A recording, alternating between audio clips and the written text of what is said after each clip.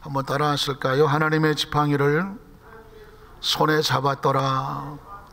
저는 이 제목이 너무너무 좋아서 늘 혼자 묵상하기도 하는 말씀입니다. 하나님의 지팡이를 손에 잡았더라. 이때 모세의 나이가 80입니다. 80쯤 되면 어떤 기분일까요?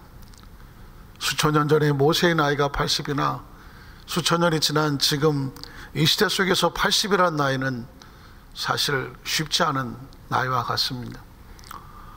이미 알고 계시겠지만 어제 그제 목요일 날 저희 아버님께서 88세에 이 땅의 삶을 잘 마치시고 하나님께 부르심을 받아서 잠을 자듯 그리고 천국으로 가셨습니다. 그래서 3일 동안의 장례를 치르고 크리스천 메모리얼 파크에 안치를 하고 오늘 안산에 내려와서 성도들 앞에 또 서게 되었습니다. 사실은 80세가 되었을 때에 저희 아버님께서 이제 좀 나이가 좀 드신 것 같다라는 생각을 했는데 점점 기력이 좀 떨어지시는 것도 보게 되고 결국은 90세까지 좀 사셨으면 했지만 88세에서 생을 마감하시고 하나님 부르심을 받았습니다. 인간의 가장 연약한 모습이 얼마나 정말 허망한가. 장례를 치는 동안에 늘 알고 있었지만 그 정정하셨던 모습이 움직일 수 없게 되고 또 입관을 하고 그리고 화장을 하고 남은 유골이 분쇄가 되고 진짜 한 줌의 먼지같이 진짜 먼지더라고요. 유골함에 담아서 안치가 되는데 이렇게 인생이 또 끝나는구나. 그리고 그 모습은 이제 우리의 모습이기도 하겠죠. 그래서 메시지가 있습니다. 너희의 삶 가운데 아직 시간이 있을 때, 아직 움직일 수 있을 때, 아직 말할 수 있을 때 하나님 맡겨준 삶을 잘 달려나가라 하는 거예요. 이제 모세의 나이가 80입니다. 수천 년 전에 80은 사실은 거의 움직이기 어려운 나이가 아니겠습니까? 그런데 그 모세가 이제는 걱정도 없고 염려도 없지 않을까요? 그렇지만 아마 어느 나이인들 염려 없고 걱정 없는 나이는 그런 나이는 없을 것입니다.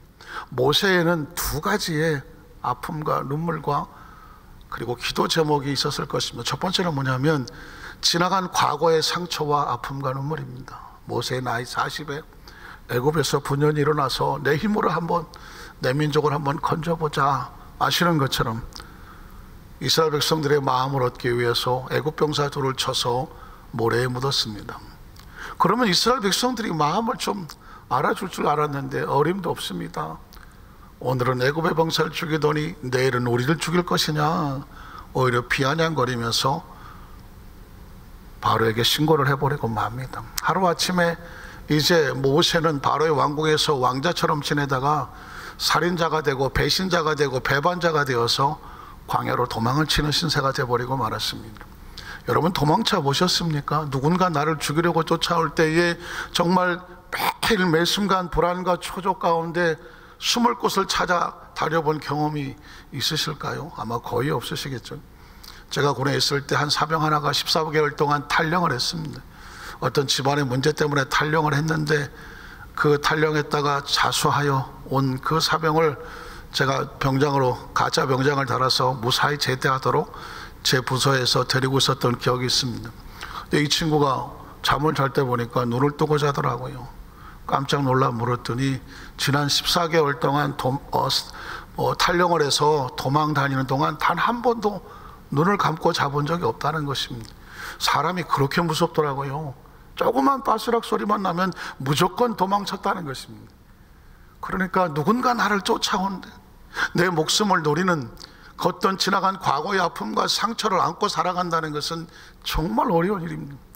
모세는 지나간 40년 동안에 눈을 감고 자본 적이 없을 것입니다. 두 다리를 펴고 자본 적이 없을 것입니다.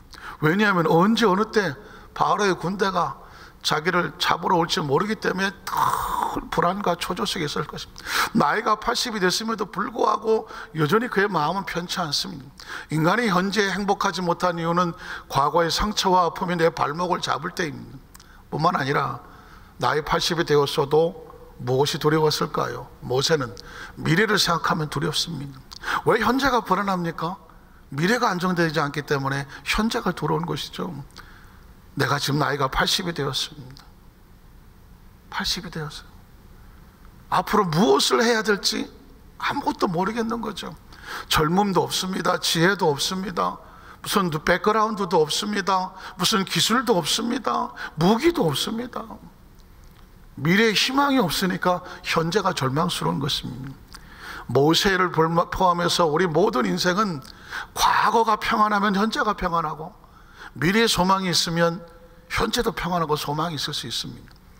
이제 나이 80이 된 모세, 이런 과거의 아픔과 미래의 두려움을 가지고 있는 그 모세, 그런데 하나님께서 이 모세를 찾아와서 그를 치유합니다. 치유란 뭘까요? 과거의 아픔이 치유되는 것입니다.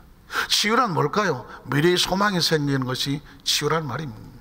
하나님은 모세의 과거를 어떻게 치유하셨을까요? 출애굽기 4장 19절에 보면 놀라운 말씀을 선포합니다. 야훼께서 미디안에서 모세에게 이르시되 애굽으로 돌아가라, 내 목숨을 노리던 자가 다 죽었느니라. 한번 따라 하실까요? 내 목숨을 노리던 자가 다 죽었느니라. 아멘이십니까? 지나간 40년 전에 모세를 죽이려고 전 애굽의 군대가 동원이 되고 구석구석 다 뒤져다닐 때 얼마나 정신없이 도망쳤는지 모릅니다. 아직도 그 바로의 눈이 시퍼렇게 살아있고 애굽의 병사는 기세등등한데 모세는 마음이 불안하지 않겠습니까? 그런데 하나님께서 이렇게 말합니다. 네 지나간 과거 속에 너를 두렵게 하던, 너를 피곤하고 절망하고 좌절하고 억울하고 속상하게 하며 마음을 공포와 절망으로 봤던 지나간 과거의 사건이 무엇이냐? 과거의 아픔이 무엇이냐? 과거의 핸디캡이 무엇이고 열등감이 무엇이냐? 무엇 때문에 지나간 과거 때문에 아파하느냐? 무엇 때문에 자신 없어 하느냐? 무엇 때문에 마음에 실패감이 있으며 용기와 희망을 내지 못하느냐? 왜 앞으로 나가지를 못하느냐? 내 목숨을 노리던 지나간 과거의 아픔을 내가 끊어놓았다는 것입니다.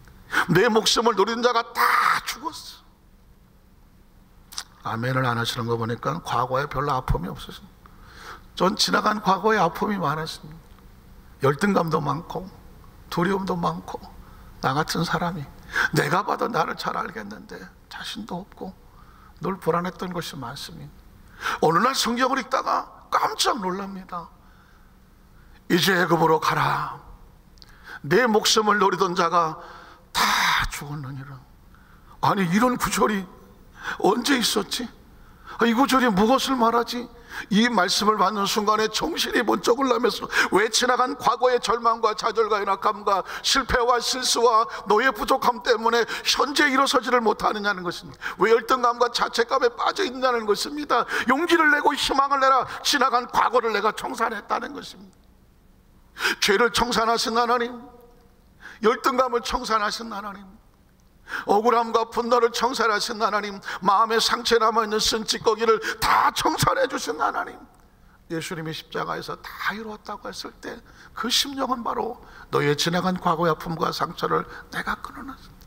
진짜 감사한 것은 네 목숨을 노리던 자가 다 죽었느니라는, 오늘 사랑하는 우리 성도들의 마음속의 생각 속에 마치 평상시는 모르지만 좀 힘들고 어려울 때 마치 쓴물이 올라와서 분노하게 하고 속상해하고 힘을 빠지게 했던 그 어떤 것들이 있다고 한다면 이 말씀에서 청산하십시오. 내 지나간 과거에 너를 아프게 하고 너를 노리던, 너를 절망하게 된 모든 것을 내가 끊어놓았느니라는 거죠. 이제 모세의 지나간 과거는 더 이상 그를 두렵게 하지 않습니다. 마치 무거운 짐을 지고 있다가 그 짐을 던져놓는 것처럼 이제 지나간 과거가 나를 두렵게 하지 못해요. 발목을 잡았던 것들을 다 끊어놓았다는 것입니다. 그러나 한 가지 두려움은 있습니다. 하나님, 난 나이가 80입니다. 내가 어떻게 뭘 할 수 있단 말입니까? 하나님께서 모세의 비전은 이렇게 또 치료하십니다. 20절에 보니까 모세가 그의 아내와 아들들을 나귀에 태우고 애굽으로 돌아가는데 모세가 하나님의 지팡이를 손에 잡아더라 하는 것입니다. 그토록 완강하던 모세, 그토록 무너져 고집을 피우며 절대로 하나님 일을 할 수 없다고 했던 모세, 당연하죠. 80입니다. 할 수 없습니다. 하나님께서 모세를 설득하지 않았습니다. 모세야, 네 나이를 보지 말아라, 네 머리를 보지 말아라, 네 백그라운드를 보지 말아라, 네가 손에 무엇을 집었냐고 보지 말아라. 네 손에 쥐고 있는 이 나약한 지팡이를 던졌을 때에 그 지팡이가 뱀이 되지 않더냐. 하나님의 능력은 차원을 초월한다. 너에게 말씀한 하나님은 4차원의 하나님이다. 너를 들어 쓰시려고 하나님은 4차원의 하나님이다. 시간과 공간을 초월한 하나님이다. 시간에 제한받지 않는다. 공간에 제한받지 않는다. 시간과 공간은 하나님이 지으셨다. 네가 제한하고 있는 시간과 공간을 하나님이 초월하신다. 네 초라한 지팡이가 능력의 지팡이가 되는 것처럼 너의 초라한 사고, 초라한 생각, 초라한 과거, 초라한 현재가 하나님 안에서는 찬란한 미래, 찬란한 역사가 나타나는 능력의 통로가 될 수 있다는 것입니다. 어쩌면 하나님은 모세의 생각을 바꾸고 있습니다. 차원을 바꾸고 있습니다. 난 안 돼 라고 했었던 모세에게 지팡이를 통해서 존재가 달라지는 것을 발견하니까, 그렇구나, 내가 붙잡을 것은 나이가 아니구나, 집안이 아니구나, 학력이 아니구나, 내가 재능이 아니구나, 무슨 파이낸셜 재정적인 상태가 아니구나, 하나님의 능력이구나. 거대한 애굽의 바로와 싸워 맞짱을 뜰 수 있는 것은 지금 모세에게 하나도 없습니다. 딱 하나 있다면 하나님의 지팡이입니다. 하나님의 지팡이. 제가 소도에 말씀을 드렸지만 저는 이 구절을 너무너무 좋아합니다. 왜냐하면 연약한 인간이 과거의 발목에서부터 새롭게 일어서서 미래에 도전할 수 있는 이유는 딱 하나, 모세가 하나님의 지팡이를 손에 잡으면 일어서는 것이죠. 오늘 이 시대 속에서 처절한 절망과 아픔이 두렵게 한다고 할지라도 하나님의 사람들이 하나님의 지팡이를 듣고 일어설 수 있다고 한다면, 모세가 일어섰다고 한다면, 모세가 애굽에 도전한다고 한다면 우리에게도 동일한 명령을 주시는 줄로 믿습니다. 그렇다고 한다면 성경 속에서 이렇게 하나님의 지팡이를 붙잡았던 것처럼 하나님의 사람들이 하나님 일을 어떻게 하셨을까요? 우리 첫 번째로 살펴보면 하나님의 말씀으로 마귀를 대적하는, 말씀의 지팡이를 붙잡으라고 하는 하나님의 메시지가 있습니다. 한번 따라 하실까요? 하나님의 말씀으로 마귀를 대적할 수 있는 지팡이를 붙잡아라. 한번 따라 하실까요? 말씀의 지팡이. 마태복음 4장 1절로 3절에 보면 사실은 초라한 예수 그리스도가 나옵니다. 초라한 예수 그리스도, 천의 몸에 잉태가 되어져서 나사렛의 저 빈민촌에 목수의 아들로 태어나서 자라는 과정 속에서도 위태위태했습니다. 세상에 뭐 아무것도 자랑할 만한 존재가 없는. 근데 어느 날 그 예수님께서, 그 청년 예수가 금식을 40일을 합니다. 40일을 금식했으니 뭐 혹시 보셨습니까? 40일 동안 금식하신 어떤 분이 있다면, 저도 목사를 본 적이 있는데 거의 뭐 진짜 피골이 상접한, 기력이 없죠. 그런 존재의 모습이 광야로 가는 것입니다. 성령께서 그 40일을 금식한 그 예수님을 광야로 가서 유혹을 받게 하더라는 것입니다. 우리는 예수님을 마치 슈퍼맨처럼 생각하기 쉽죠. 광야로 가갖고 나와 있어, 뭐 이런 표정이죠. 아닙니다. 40일을 금식했으니 가장 육적으로 연약한 모습입니다. 그 모습으로 마귀의 테스트를 받는 것입니다. 시험을 받는 것입니다. 마귀가 보니까 초라하지 않겠습니까? 이거 뭐야 이거, 저렇게 초라한 게 메시아라고? 아휴, 과거를 보니 형편없고, 형편없는 저 예수가 미래에 무슨 희망이 있겠어. 그래서 첫 시험을 기억하지 않습니까? 가장 정말 연약한 육체를 향하여 공격을 하는 것 아니겠습니까? 한번 성경을 들어가 볼까요? 마태복음 4장 1절로 3절에 보니까, 마태복음 4장 1절로 3절을 보니까 광야에서 데려와야 됩니까? 그러면 우리가 직접 가는 거예요. 직접 직접 가는 겁니다. 생각해 보십시오. 마귀가 보니까 그 예수가 초라한데 조롱거리 받게 되지 않습니까? 그래서 하십니까? 야, 너 지금 배고프지? 네가 만약 하나님의 아들이라고 그렇게 떠들던데, 그렇다면 이 돌덩이를 변하여 뭐가 되게 하라? 떡덩이가 되게 하라는 것입니다. 금식해 보셨잖아요. 전 3일만 금식해도 온통 그냥 짜장면으로 보이고 통닭으로 보이고 막 온통 먹는 걸로 보이는데, 40일을 금식한 사람에게 떡소리가 나오는 순간 정말 본능적으로 돌아갈 것입니다. 마귀는 이렇게 말합니다. 이 초라한 메시아야, 이 허기도 감당하지 못한, 육체의 욕구도 감당하지 못하는 존재가, 육체의 욕구도 감당하지 못하는 존재가 무슨 메시아가 된다고 그래? 너의 꼬라지를 봐야지, 네 처지를 봐야지. 육체를 가시고 40일을 금식하면 못 견디는 거예요. 여기서 무너지면 미래도 없는 거라는 것입니다. 사실 마귀는 우리의 과거를 붙잡고 열등감을 갖게 하며 미래에 대한 두려움을 갖게 하면 현재는 그냥 무너지는 것입니다. 마귀는 지금 예수님에게 이런 공격을 합니다. 기억하십니까? 그때 예수님께서 뭐라고 말합니까? 아유, 배고파 죽겠네 내가 정말. 이게 그때 예수님께 하셨던 말씀이 뭘까요? 기록되었으되. 한번 따라 하실까요? 기록되었으되. 예수님은 지금 40주 40일을 금식하고 처절하고 피곤한 낙심을 적겠지만, 말씀이 육신이 되어 이 땅에 오셨을 때 예수님이 붙잡은 것은 말씀 자체이시니까, 사람은 떡으로만 사는 것이 아니라 하나님께서 나오는 말씀으로 사는 거예요. 떡이라고 하는 것은 3차원의 육체가 먹는데 아주 필수불가결한 것입니다. 예수님은 육체의 연약함 가운데서도 사람의 존재를 육적으로 정의하지 않습니다. 사람이란 이 겉모습은 육신이지만 그 속은 하나님의 영으로 있는 거예요. 너라고 하는 존재를 알아야 된다. 이 말씀을 듣는 우리 모든 성도의 마음속에 진정한 너가 누구인가, 진정한 나가 누구인가, 육신이 아닌 것입니다. 육신은 영이 들어와서 하나님 일을 하기 위해서 살아 숨쉬는 동안 필요한 옷과 같은 것이며 장막과 같은 것입니다. 저도 이번에 저희 아버님 장례를 치르면서 저를 낳아주시고 길러주신 아버지잖아요.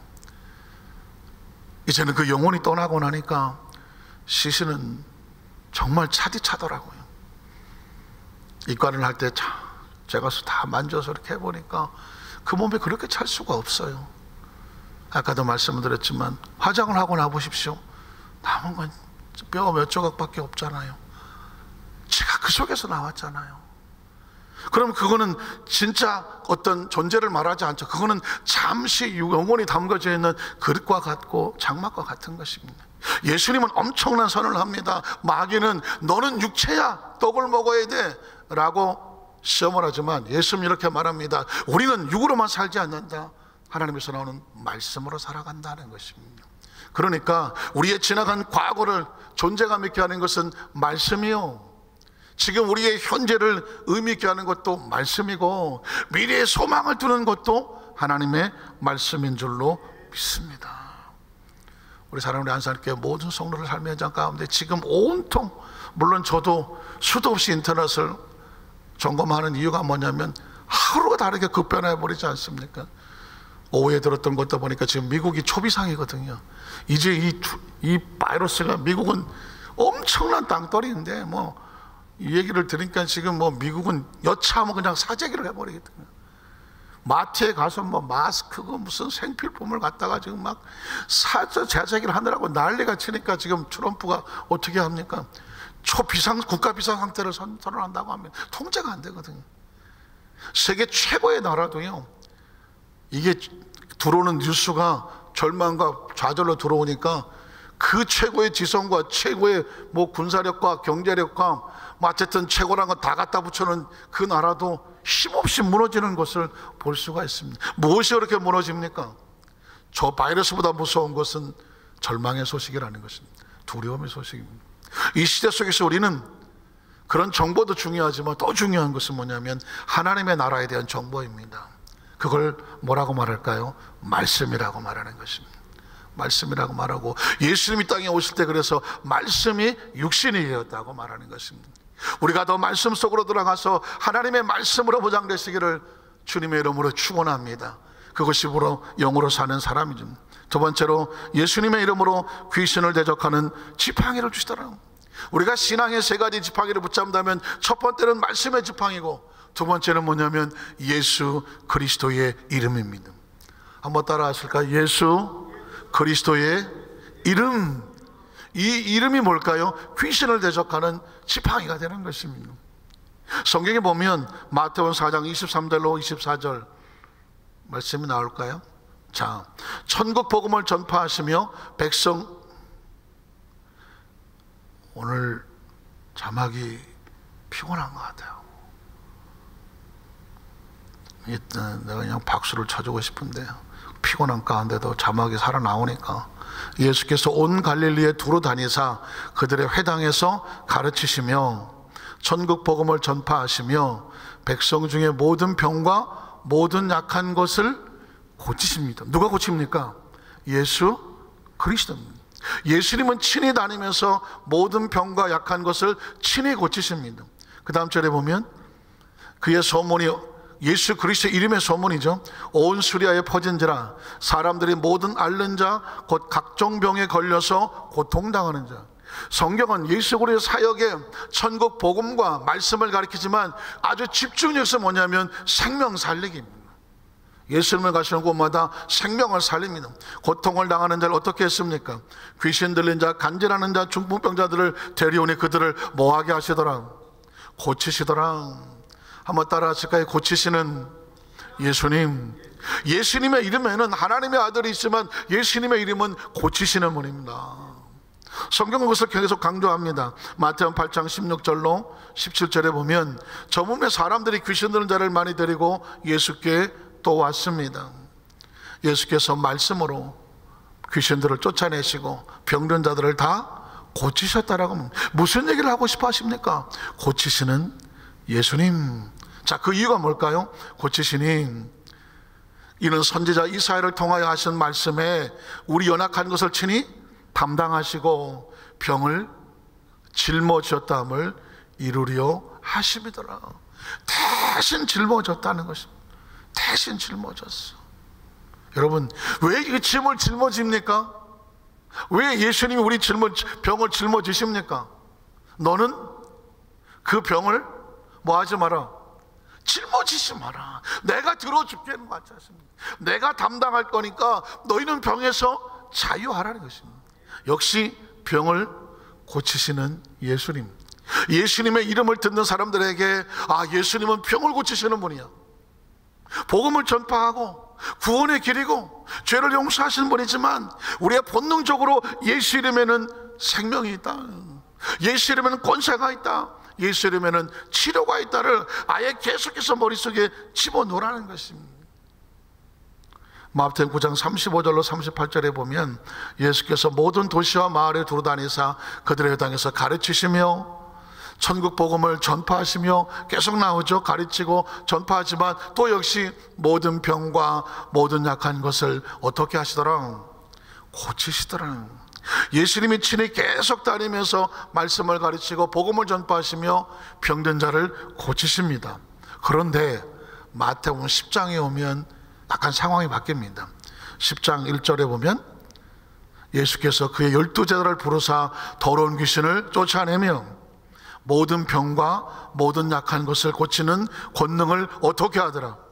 주시더라는 것입니다. 이 지팡이가 이제까지는 하나님 또 예수님 붙잡고 병을 고쳤다면 이제는 제자들에게 이 지팡이를 너희에게 주노라 합니다. 이제는 너희가 고치라는 것입니다. 한번 따라 하실까요? 이제는 너희가 병을 고치는 사역자가 되라는 것입니다.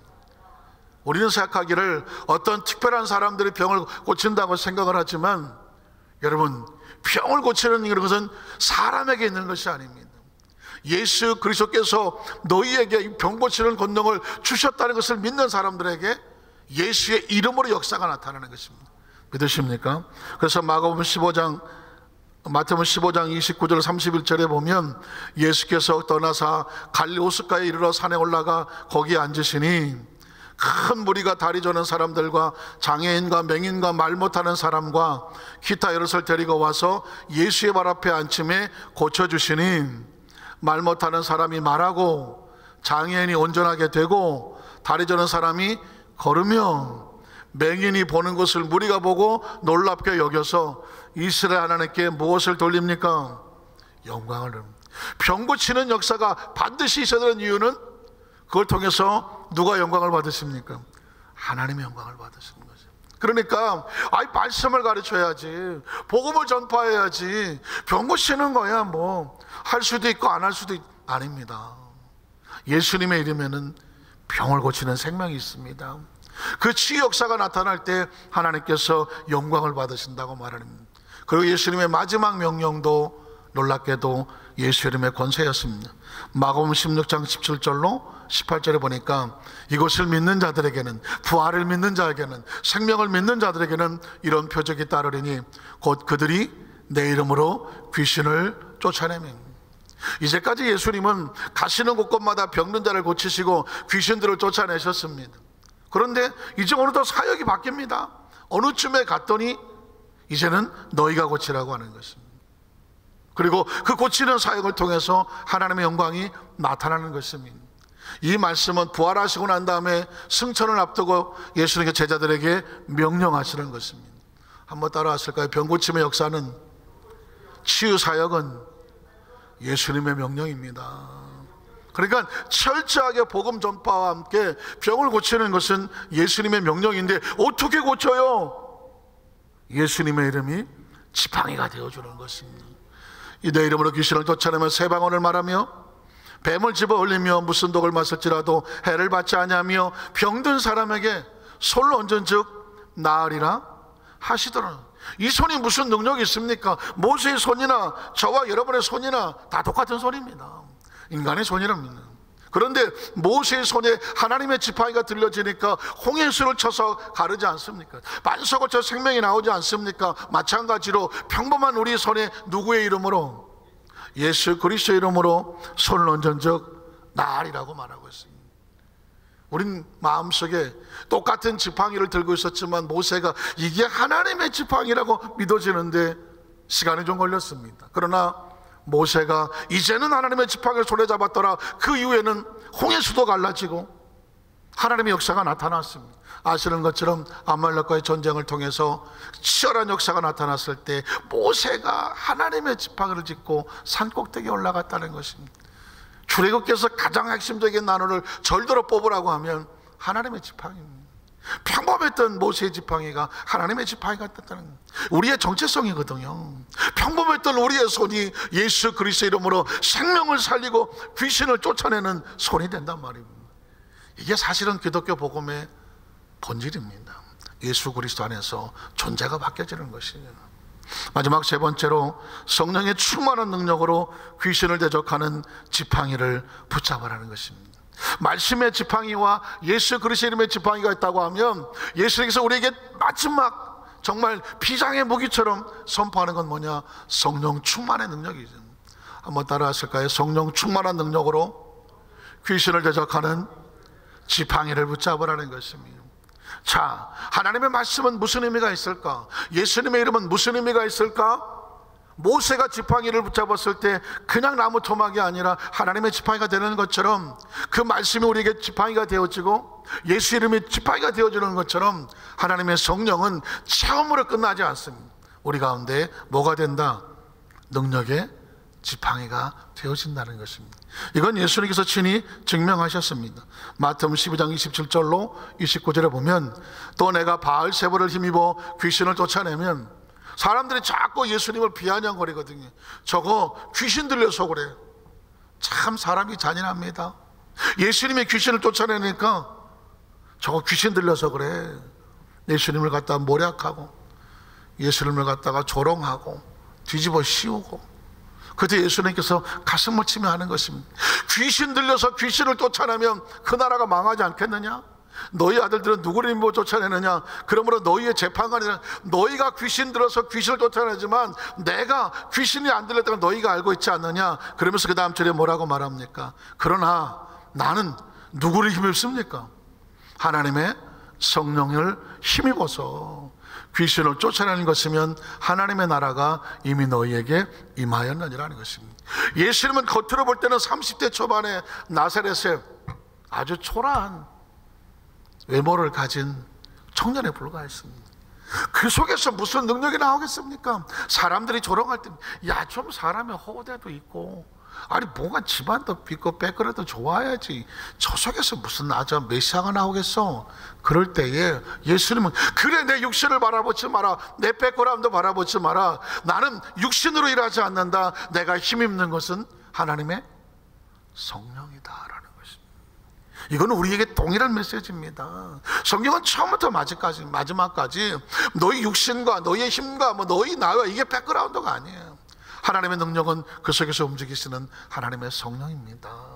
그것이 언어로 나오면 말씀이 되는 것이고, 그것이 이름으로 나오면 예수님의 이름이 되는 것이고, 그것이 영적인 역사로 나타나면 하나님의 성령의 충만한 체험이 되는 것입니다. 그러니까 귀신이 쫓겨져 나가려면 성령이 충만해서 내가 능력을 입고, 그리고 귀신을 쫓아내면 그곳에 하나님의 나라가 임한다는 것이죠. 이게 원리입니다. 하나님의 성령을 입어서 귀신을 쫓아내면 하나님의 나라가 이미 너희 가운데 임한다는 것입니다. 창문을 열고 새로운 바람이 들어오면 혼탁한 공기가 빠져나가고, 그러면 거기가 아주 쾌적한 환경이 되는 것입니다. 그 다음 절 한번 볼까요?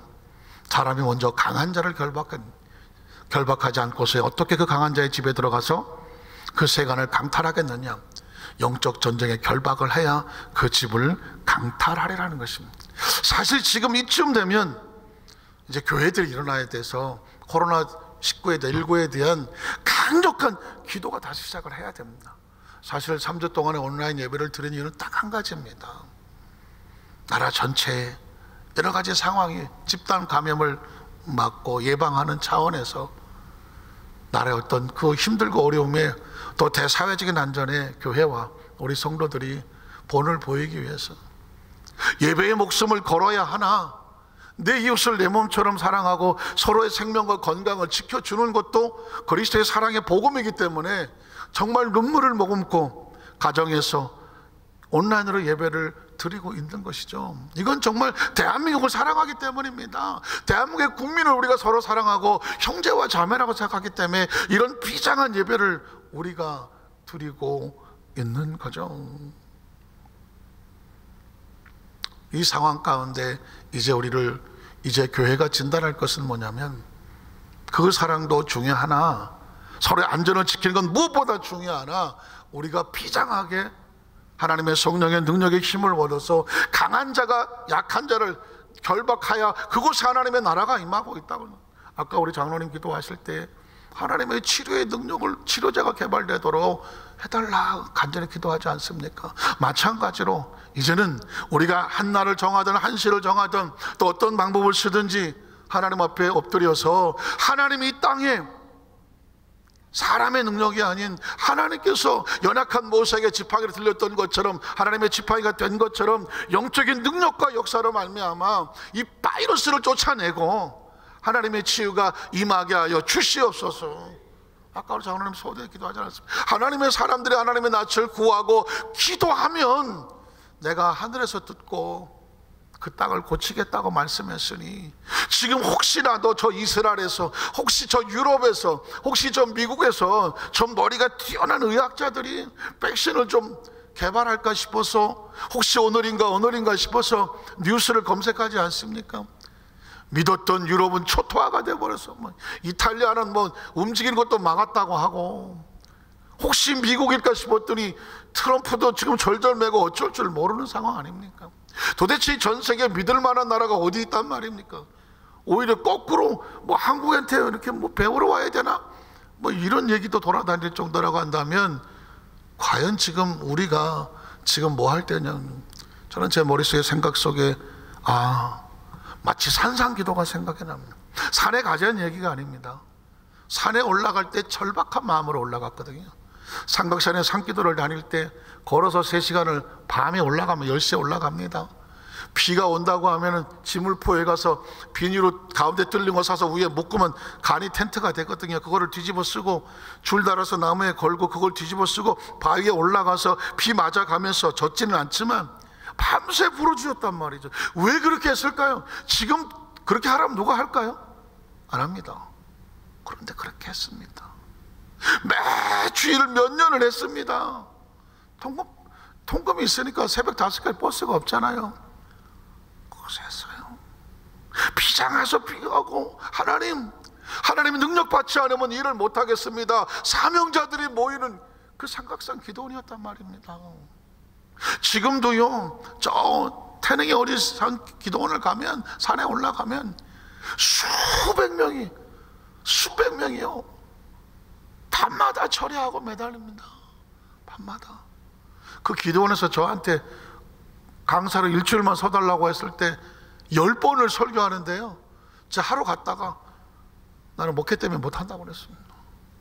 한 번 가면 3시간입니다. 하루에 3시간짜리 이 부흥회를요, 하루에 3번을 인도해. 아침에, 점심에, 밤에. 그거를 월요일날 저녁부터 목요일로 밤까지 합니다.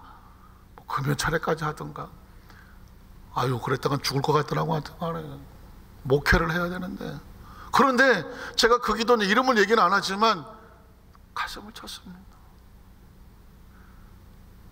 구국기도원, 나라와 민족을 위해서 땅을 치며 기도하는 것입니다. 전 사실상 우리 교회가 이 안산에 구국기도하는 그런 나라, 그런 교회가 되기를 소원합니다. 그러니까 지금 1층 주차장에 의자를 놓고 기도하고 싶은 사람들은 언제든지 와서 기도하는 그런 어떤 기도의 처소가 한 구통이 있어야 되지 않을까. 왜냐하면 지금 비상하지 않습니까? 이제는 믿을 곳이 없어요. 언제까지 이렇게 밀려갈 것입니까? 정말 하나님 앞에 목숨을 걸고 기도하는 사람들이 다시 시작돼야 되지 않겠습니까? 그 예수 그리스도 이후에 처절했던 그곳에 오순절 마가다락방에 모였던 그 120분들의 그 처절한 기도 가운데 하나님께서 능력을 주고, 그리고 하나님 능력 받아서 일하게 하셨던 역사가 있습니다. 그게 하나님의 지팡이가 되는 거죠. 누가복음 24장 46절로 49절에 보면, 또 이르시되 이같이 그리스도가 고난을 받고 제3일에 죽은 자 가운데 살아날 것과 또 그의 이름으로 죄사함을 받게 하는 회개가 예루살렘에서 시작하여 모든 족속에 전파될 것이 기록되었으니 너희는 이 모든 일의 증인이라. 볼지어다 내가 내 아버지께서 약속하신 것을 너희에게 보내리니 너희는 위로부터 능력으로. 한번 따라 하실까요? 능력. 영어로 말하면 파워라고 말하는 것입니다. 파워와 파워입니다. 다른 말로 말하면 능력 대결이라고 합니다. 영적인 건 능력 대결입니다. 너희에 있는 절망과 좌절을, 이것을 이길 수 있는 것은 위로부터 능력이 와야 돼. 그걸 입어야 돼. 갑옷처럼 입어야 돼. 그리고 그 앞에 권세를 쳐서 물리쳐야 돼. 그래야 뭐가 됩니까? 능력으로 입혀질 때까지 이 성을 머무르라. 그래야 밀고 나갈 수가 있다는 것입니다. 성령은 우리에게 이 능력이라는 말을 씁니다. 파워라는 말을 씁니다. 자, 사도행전 1장 6절로 8절에 보면 그 능력의 포인트는 뭘까요? 그들이 모였을 때 예수께서 여쭤이르되 주께서 이스라엘 나라를 회복하심이 이때니까 아니, 이르시되 때와 시기는 아버지께서 자기 권한에 주셨으니 너희 할 바가 아니요 오직 성령이었습니다. 그 능력이 뭐였냐면 성령이었습니다. 성령이 너에게 임하시면, 임한다는 뭐냐면 덮개로 덮는다는 것입니다. 덮어준다는 것입니다. 옷을 입는다는 것 같습니다. 그러면 너희가 권능을 받고. 우리가 그렇게 산기도를 다닐 때 일주일에 2-3번을 철회하고 몸부림을 치렀던 이유가 뭘까요? 하나님 능력을 주십시오. 능력을 받아야 주의 일을 할 수 있습니다. 말주변이 좋다고 말씀합니까? 말씀의 능력을 받아야 됩니다. 기도의 내용을 많이 한다고 기도의 능력을 받습니까? 아닙니다. 하나님의 기도의 능력을 주셔야 됩니다. 전도도 능력이고 봉사도 능력입니다. 상담도 능력이고 이 모든 하나님의 일은 능력이란 말입니다. 하나님이 주셔야 되는 거거든요. 예수님께서 제자들을 3년 반을 가르쳐 놓고 안다고 되지 않더라. 결정된 순간에 다 도망가더라. 능력 받아라. 한번 따라 하실까요? 능력 받아라. 능력 받아라. 능력 받아라예요. 이 크리스찬들은 영적으로 굉장히 예민합니다. 전혀 모르는 교단이나 또 성도들이 모여서 있다고 모였을 때 어떤 한 사람은 예배를 해서 기도해 주십시오 라고 딱 기도문을 여는 순간 벌써 딱 압니다. 아, 저 사람은 기도하는 사람이구나. 아, 저 사람은 바닥을 긁고 있구나. 크리스천은 묘합니다. 각자 영적인 상태가 다 있어요. 그런데 아마 자기 자신만 모를 수도 있어요. 어떤 사람은 기도를 하거나 얘기를 들어보면 벌써 바닥을 긁고 있어. 어떤 아주 굉장히 큰 아주 유명한 무슨 네임 명함을 달고 있지만 들어보면 아니야. 그러나 어떤 사람은 아주 초라해보고 연약해보고 볼품도 없어 보일지 모르지만 그 사람이라서 몇 마디를 하는 순간에 그 속에 영적인 파워가 깔리거든요. 영적 세계는 아주 냉정한 것입니다. 아주 투명한 것입니다. 그래서 스스로 영적으로 능력받아 준비하지 않으면 사람의 말은 사람을 감동시키지 못합니다. 하나님의 말씀의 능력이 사람을 감동시키는 거죠. 그래서 리더자는 철저하게 무장을 해야 돼요. 성령의 능력을. 왜 조영교 목사님께 하루에 3시간을 눈물로 기도하지 않으면 하나님 일을 할 수 없다 한 이유가 뭘까요? 자신의 능력이 아니라는 것입니다. 하나님의 능력입니다. 오직 성령이 너에게 임해야 너희가 권능을 받게 돼. 신앙생활에 가장 무서운 게 뭐냐면 너무 그냥 익숙하니까 자연스럽게 해. 일은 잘해. 그러나 일 잘하는 것과 능력은 달라요. 한번 따라 하실까요? 하나님, 능력을 주십시오. 능력을 주십시오. 여러분, 능력 기도 하시기를 주의 이름으로 축복합니다. 권능을 받고 예루살렘과 온 유대와 사마리아 땅 끝까지 이뤄서 예수가 그리스도인 것을 증거하는 증인이 될지어다. 사도행 1장 12절로 14절에 보면 누가 기도했을까요? 제자들이 감난원이라는 산으로부터 예루살렘에 돌아오니 이 산은 예루살렘에서 가까워 안식일에 가기 알맞은 길이라. 들어가 그들이 요하는 다락방에 올라가니 베드로도 예외 없습니다. 수제자, 너도 능력 받아야 돼. 요한, 예수님의 사랑 가장 많은, 너도 능력 받아야 돼. 야고보, 너도 능력 받아야 돼. 안드레와 빌립, 너도 능력 받아야 돼. 도마와 바돌로메, 너도 능력 받아야 돼. 마태, 성경을 썼지만 너도 능력 받아야 돼. 알페 아들 야고보, 너도 능력 받아야 돼. 셀로닌 시몬, 너도 능력 받아야 돼. 야고보 아들 유다, 너도 능력 받아야 돼. 다 거기 있대. 이유가 뭘까요? 능력을 입지 않으면 증인이 될 수가 없어. 여자들과 예수님의 여제자들과 심지어 예수의 어머니 마리아 예외 없어.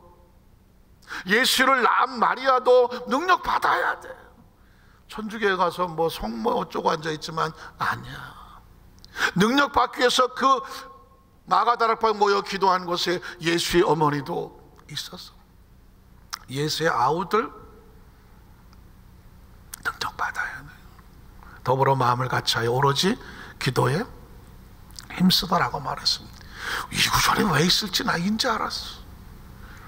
수도 없이 읽었던 구절인데 아, 이 사람들이 모여서 기도했구나.